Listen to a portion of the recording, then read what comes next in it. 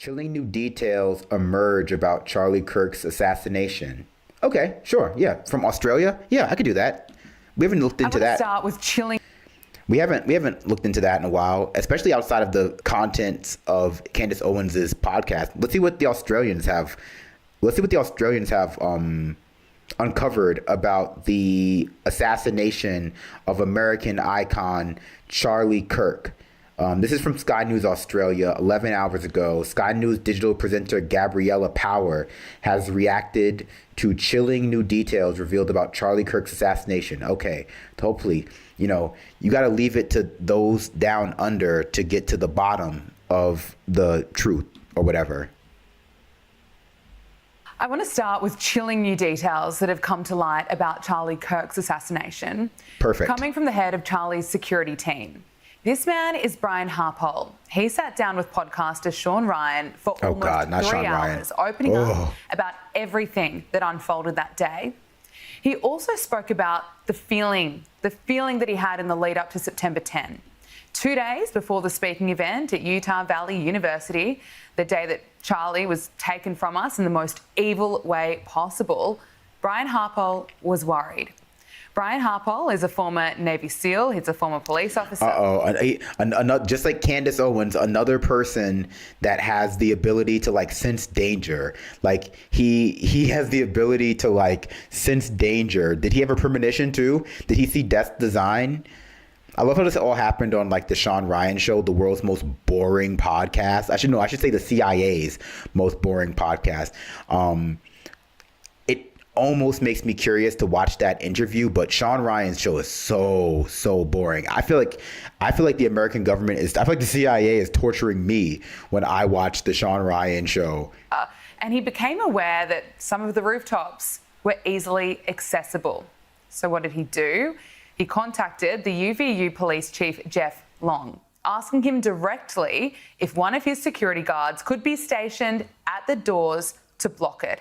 Here he is reading the word-for-word text message exchange between them. Monday before, this correspondence went to Chief Long. Hello, Chief Long. We received this message today from the student group. There is a student roof access pretty close to where CK will be set up at the Utah Valley. The Sorensen Center has a couple of staircases that go up to walkways on the roofs. He comes back, and for edification, the Sorensen Center was the building in front of the Lucy Center. This is CIA audio. This is how you know the phone is tapped. And so he comes back and he says, you want access to the roof? And came back and said, I was told students have access above us. If this is true, it would be nice to either have it controlled access or allow one of my guys to be there as well, if possible. He comes back, and his last correspondence was, I got you covered.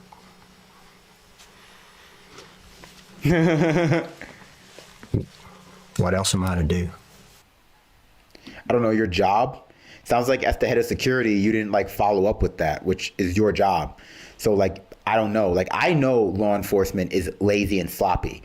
I've made it a real point to point out that a lot of the conspiracy theories that rely on law enforcement never getting anything wrong or never in their haste to get some clout misreporting a detail about the case, any conspiracy theory that relies on the perfect knowledge of law enforcement, especially cops, not CSI or stuff like that, but the actual cops and cop spokesmen is something that I feel comfortable dismissing, because I'm well, yeah, cops are stupid though.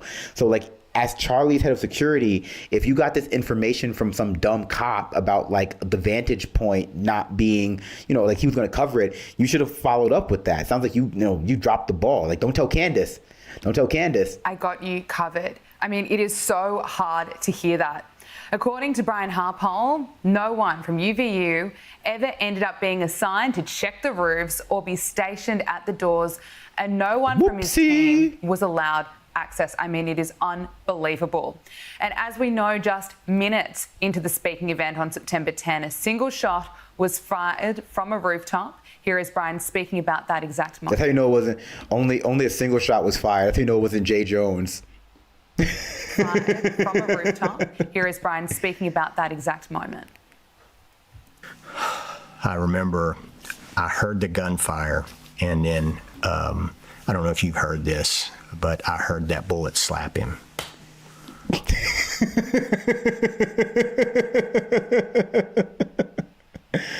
I heard that bullet slap him.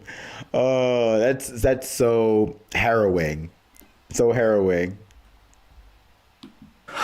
I remember I heard the gunfire. Honestly, homie's bad at his job for sure. I hate to say that because I'm also bad at my job sometimes. You can tell by like the clip choice some days, but like I don't know. Like what can you say? But like this dude's bad at his job. We all like there are very few of us, besides maybe myself, who will ever be as publicly bad at their job as he was on that day as the head of security for Charlie Kirk.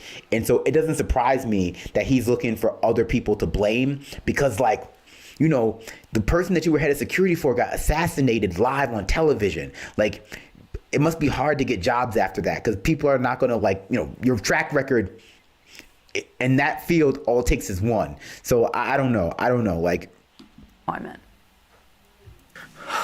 I remember I heard the gunfire, and then I don't know if you've heard this, but I heard that bullet slap him. And so you hear two sounds actually, and so you hear the actual shot, and then you hear the bullet hit him in the neck, like you hear it. He went on to describe how the security team jumped around Charlie, giving him cover within seconds, not knowing if there were more shots about to be fired.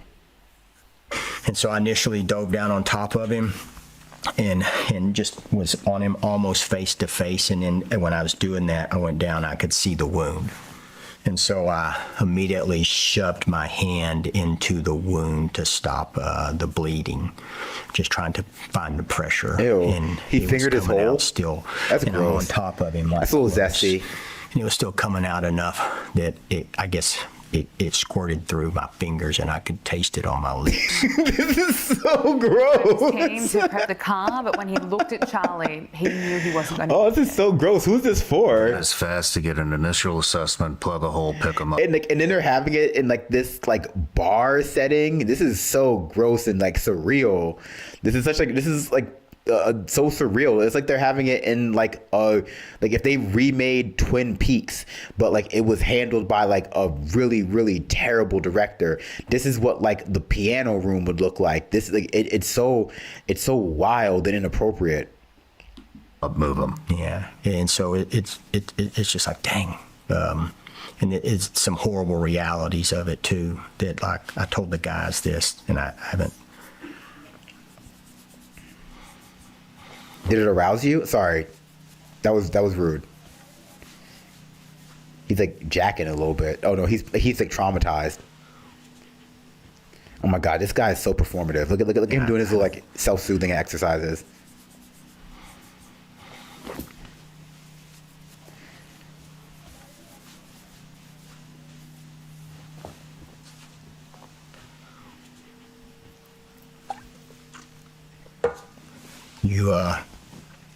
When I jumped down on him, he had doll's eyes. And so I was like, man, these are wounds incompatible with life. You know. Yeah. This is so perverse. Is that, I'm sorry. I guess you're not allowed to criticize how people like grieve or deal with grief, but this is all in service of like clout and like, I would imagine protecting his legacy, maybe like getting him a little bit of a golden parachute or bloody golden parachute after being, failing to protect his ward, his charge. I don't know what the security guards call the people they protect. They're protectee. I haven't seen The Bodyguard with Whitney Houston in a long time. I don't think this happened in that, so it's probably not relevant. But anyway, like this is all just so like it's like in poor taste, right? I mean, I know I'm sitting here laughing and joking about it, but it just all feels like clout chasing. Like it's all like in poor taste, so like kind of perverted. Especially when it's like super graphic like this, or when Candace Owens is like rewinding and playing it in slow mo back and forth to like prove some point, like it's the Monster Energy monster knockout of the night or something at a UFC fight or power slap. It's just also like perverse and I don't know, degrading. Like, who am I to judge? Who am I to judge, right? I didn't know him. Maybe Charlie was into this sort of stuff. It is so heartbreaking. We know that 22-year-old Tyler Robinson has been charged with aggravated murder. UVU says it's in the process of an independent review into what happened. But 10 weeks on, there are still many, many unanswered questions about the failures of that day, the day we lost an American hero. Sounds like the main person who's responsible for the failure was just on that Sean Ryan podcast. So, like, I mean,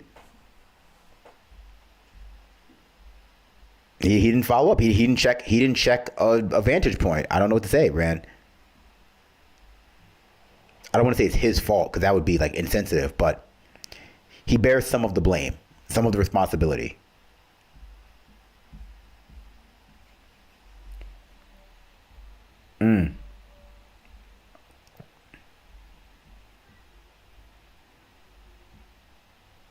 Like, yeah, like look at how like gross. Like, I'm not gonna zoom in on it because like it would probably be better picked up by like the demonetization algorithm.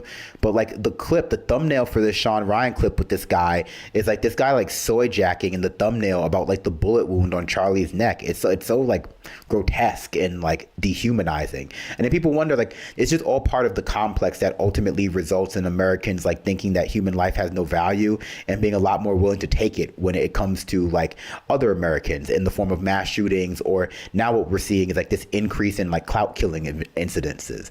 But you know, it's all part of the same like culture.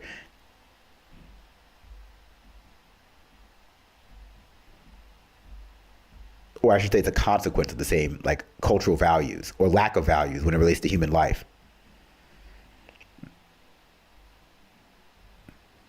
Sky News Australia, media coverage of Nicki Minaj's Trump comments is so fascinating. I feel like I'm addicted to Sky News Australia. Maybe I'll go to Australia one of these days.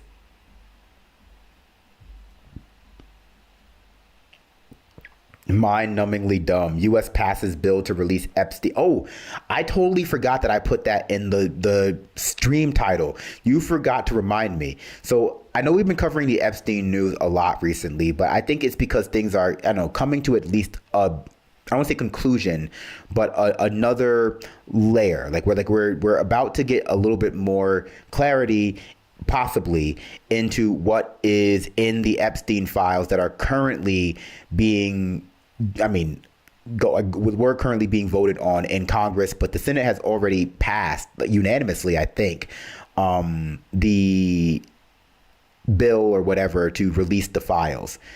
So let's turn to that. We'll do a few chats before, then we'll turn to that. Thanks for reminding me, postmodern Prometheus. I won't forget the Epstein stuff.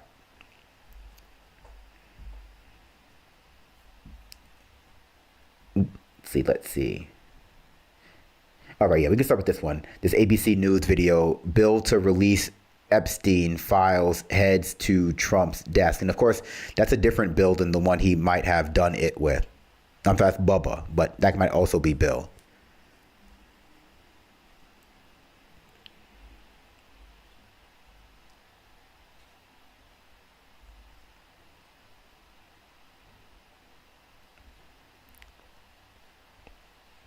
People lying about like the video of Charlie being shot like is super funny because they're like daring people to like watch it for themselves, and it's so graphic. Like when Candace Owens said there was no blood on his shirt, and it was like, what? Like, come on, you're gonna like traumatize your audience. Didn't you see how like traumatized that last guy was after he fingered the bloody hole and got it on his mouth or whatever? Like, again, I'm not really into that sort of thing. Like, that guy seemed like he, wasn't either, at least not entirely. But like, so showing your audience that by like telling them it's all fake is wild. It's a wild move. Jojo says, oh good, Brandon is not paying attention to us anymore. Phew.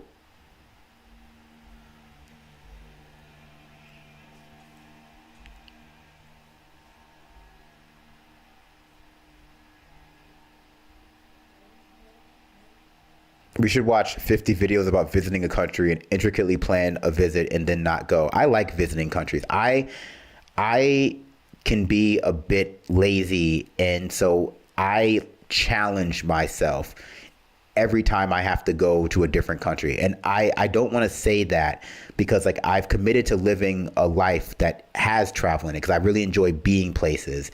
But like I get prone to like laziness and like looking for reasons to like be sedentary. And so I try not to complain about having to go places because it's not cute. It's not sexy to be like, oh guys, I have to go to like London this week or next week and like complain about it, especially since Americans are not allowed to leave their prison colony anymore under Fuhrer Donald J. Trump.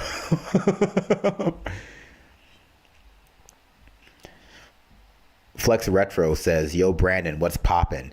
Nothing major. I guess I'm feeling kind of forlorn. That's not true. I think I'm just being a drama queen because I've been procrastinating about doing some errands. And then like I made my to-do list. And once I get through like half of that to-do list, I'll feel super good about it. And then I just won't finish the other half. And then I'll, get overwhelmed by it again. And then I'll make a new to-do list with half the things that I did last time still on them that haven't been completed. And like new things on it. And then I'll get half that list done. I'm just living, baby. You know how it is. I'm just living, baby.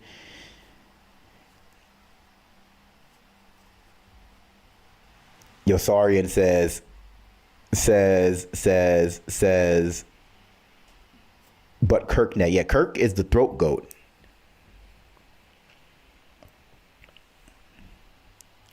It's important to challenge yourself. I've decided to live a life dedicated to self-improvement. I don't always do better day by day or feel better day by day, but I try better. I be better day by day.